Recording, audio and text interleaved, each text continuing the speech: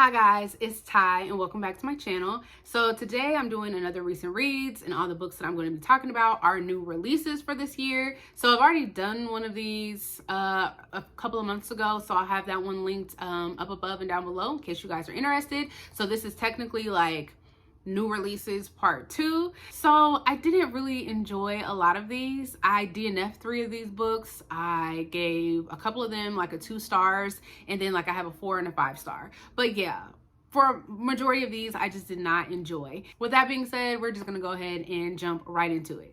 So the first 2 books that I want to talk about are arcs, and both of these arcs I did DNF. I got these from NetGalley, so I appreciate being approved for the arcs, but I really struggled with these because I did not know whether or not I should DNF them or stick with it because they are arcs. But I just had a conversation with myself and said, self, if you are not enjoying these books, put them down. So that's what I did. I stopped reading them. So the first arc that I'm going to talk about is The 100 Loves of Juliet by Evelyn Skye. This is a adult romance, and I DNF'd this one about 45% of the way through. So this one just follows this woman. She is a writer, and she is, I think, recently divorced or is trying to get a divorce from her husband. And so she decides that she's going to go to Alaska, of all places, to try and clear her head. Well, I guess if you go to Alaska, you will be able to clear your head. But anyways, so she travels out to Alaska, and she ends up running into this guy by the name of Sebastian. And the strange thing to her about Sebastian is she resembles a character from all of these stories that she's been writing. And so we follow her as she is trying to figure out how Sebastian is real and not just this fictional character she used to write about. And then we also get like these vignettes of stories of Sebastian falling in love with a woman that is sort of like Helene. So like I said, I DNF'd this one. I was bored out of my mind. I did not enjoy like all of the vignettes we got throughout this story. This is a Romeo and Juliet retelling. I honestly would not have picked up on that. Only one of the vignettes that I read was like a retelling of Romeo and Juliet, and everything else were just like these like short love stories that we got.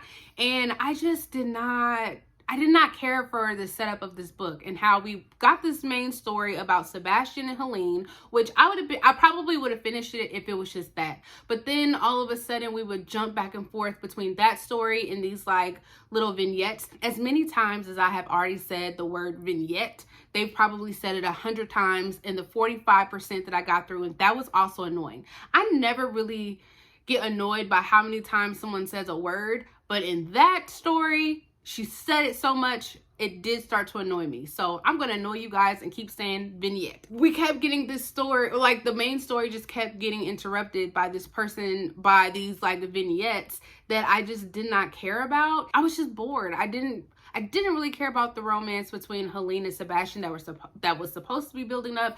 I did not care about these vignettes that we were getting and like the little love stories in between there. This was not a book for me. I read romance enough, but this was not the type of romance story that I was looking for or that I needed or that I thought that this was gonna be. So if that sounds good to you guys, by all means, check it out. I believe this one comes out in August. Yes, this one gets released August 1st, so I read it really early, and I would have waited until closer to the release date, but because I just don't really have a lot to say about it, I decided to talk about it now. But yeah, this one just did not work for me. I didn't really like the writing style. I wasn't vibing with the characters. The overall story just wasn't that entertaining to me. So DNF. So then the other arc that I got approved for by NetGalley is At the End of Every Day by Ariana Reish. I believe is how you pronounce that last name. But this one follows this girl, and I'm blanking on what her name was, but she works at this amusement park. And at this particular amusement park, a celebrity has died. This book is supposed to be a mystery around this amusement park and how the celebrity died. And then the further you got into the book, you started getting these at the end of certain chapters where this brother and sister were writing letters to each other, and I'm blanking on one of them. I think worked at the amusement park and then the other one didn't, but they were trying to imply that something, I guess, sinister or something not right was happening at this amusement park and they needed to watch out. But I ended up DNFing this one at 30%. Nothing was happening. In the 30% that I got through, all we learned about is like the ins and outs of this amusement park, and then we got some backstory on like the main character and the boyfriend that she was dating. And there were a couple of things or a couple of times where you could kind of see something wasn't quite right at this amusement park, but by gosh, it was taking a long time for us to even get to that. And so, yeah, I just had to put it down. I love stories. I'm about to say this like I read it all the time. I love amusement parks. And if there is a story that is like focused around an amusement park, I will be interested. And I thought that this being about amusement park, it is, I don't think I said it before, but it is a adult mystery. And so that just sounded like a good time to me, but nothing was happening. It was so slow. I did not understand why we were getting so much backstory on this amusement park and the main character. I'm pretty sure there was probably a reason, but I could not stick with it long enough to figure it out. It is a shorter book. I want to say it's less than 300 pages. And just from the reviews that I have read on Goodreads, it's a strange book. And the way that it ended, some people either liked it or didn't like it. And I just didn't care, basically. That's all that I could say. So yeah, I had to put this one down. So the last book that I have that I unfortunately had to DNF was Paradise 1 by David Wellington. And this is a adult sci-fi horror, and I was doing a buddy read with my friends Nakia over at Nakia's Hideaway and Tori over at Tori Moro. We decided, because of our reading taste, this is a book that would fall in line with all of our taste. So we decided on this one, and this one follows this crew that is being sent to Paradise 1, and that's as far as I got. I got about 100 pages in before I DNF'd it. Now, I will say, in those 100 pages, there was like a lot of action in the beginning. It really pulled me in. I was like, okay, this might be something. And then it kind of like slowed down a little bit. We were getting introduced to some characters. And then they got on the ship that was gonna, spaceship, yes, that was gonna take them over to Paradise 1. And there was like a lot of action, a lot of stuff happened, but I was so bored. I was just waiting to get off of the ship. And by the time that I DNF'd at 100 pages, they were still there.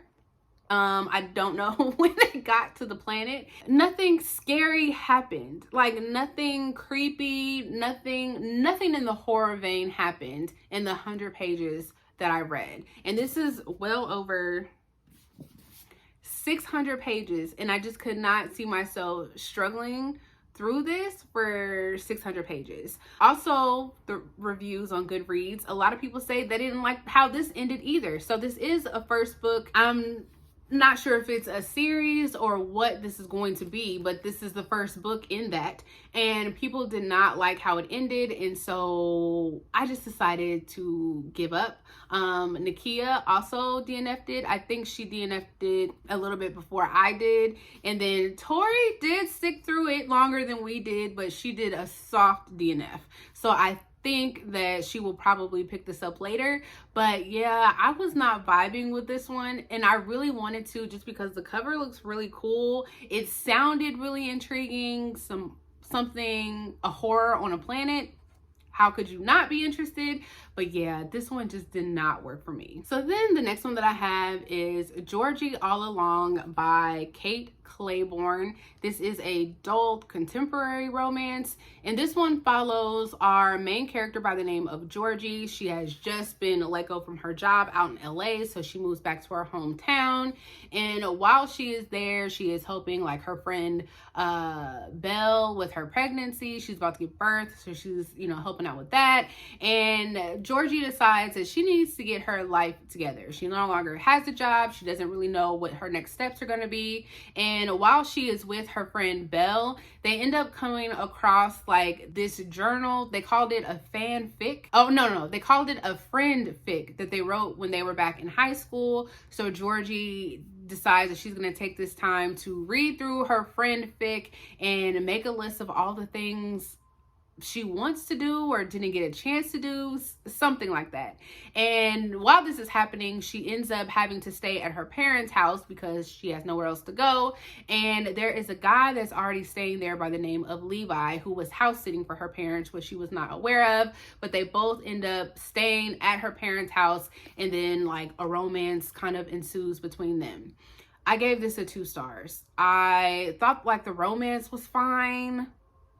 Everything else I just did not care about. I really wish that we could have seen them do more on this list, whatever the list was supposed to do. It was just nice seeing Georgie and Levi interact. But the thing that just drove me up a wall with this book is that we heard all of their thoughts. So we get chapters between Georgie and Levi, and every single thought that these characters had in their brain, it is in this book.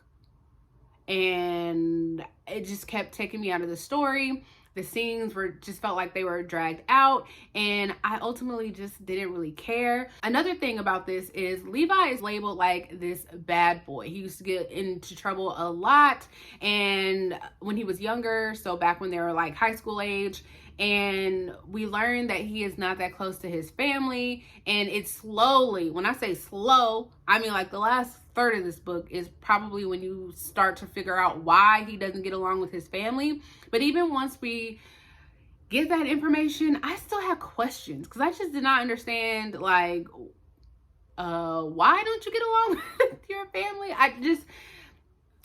Yeah. So like I said, yeah, this one just didn't work for me. And like I said, I gave it a 2 stars. So then the next one I have is Lone Women by Victor LaValle. This is a adult historical fiction horror.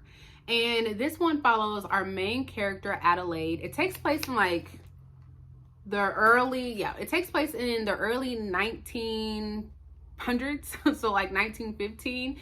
And so we follow Adelaide, and she is escaping her farmhouse at the beginning of the story, and she's escaping because her parents were killed, and now she is trying to get away, but she is traveling with this trunk. And we learn very quickly that something is in this trunk, something that she has to take with her, and something in there is very sinister. So she ends up traveling to Montana, I believe, and it is this place where a lot of people are going to kind of start over, and they are going to basically explore the land and make a living for themselves. So we follow Adelaide as she is trying to make a life out in Montana, but some things are starting to happen with this trunk and whatever is in the trunk, and it is wreaking havoc on the people that are living out in Montana. It pains me to do this, but I gave this one a 2 stars. I liked the story when we got information about this trunk and what was in the trunk, because that was ultimately what I was here for with this story.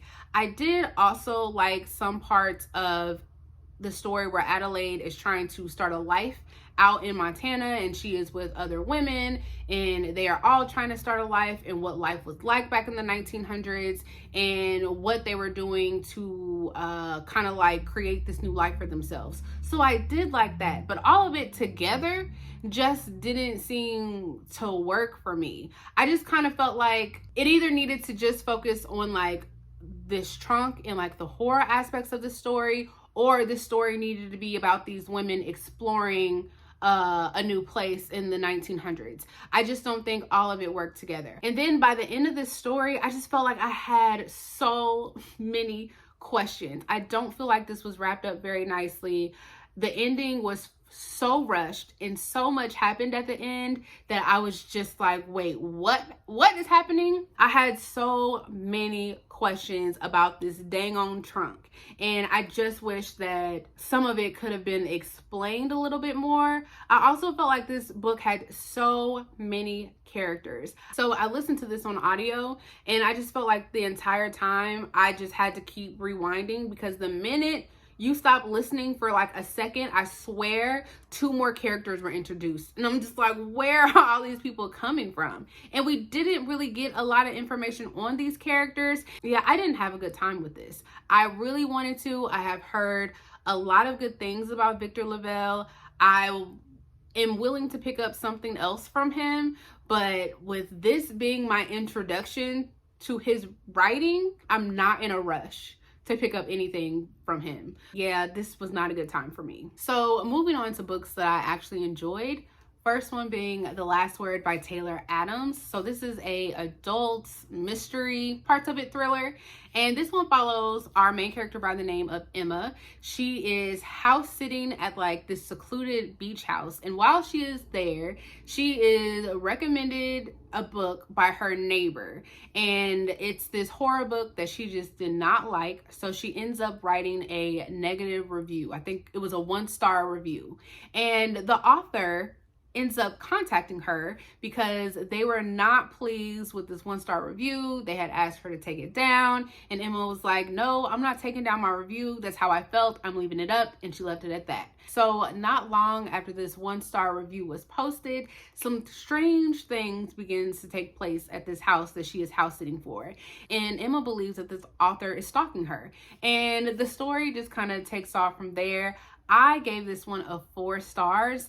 This was a fun, wild, silly, crazy time. So of course, the very first thing that we're going to talk about is how this book just revolves around the topic of authors in reviewer spaces. That is a conversation that comes up all the time here on BookTube. But that is basically how this book got started, all because of this 1-star review, and the author was not pleased. So I did like how we touched on that, and I liked how we kind of got some insights into how the author felt about this 1-star review and how they thought that it would affect their career and the other books, and how they just felt like it would stop people from wanting to pick up their book. And then we also got the feelings from the other side with Emma, who was just saying like, hey, this is just how I felt, so this was the review that I posted. So there was obviously a little conversation around that.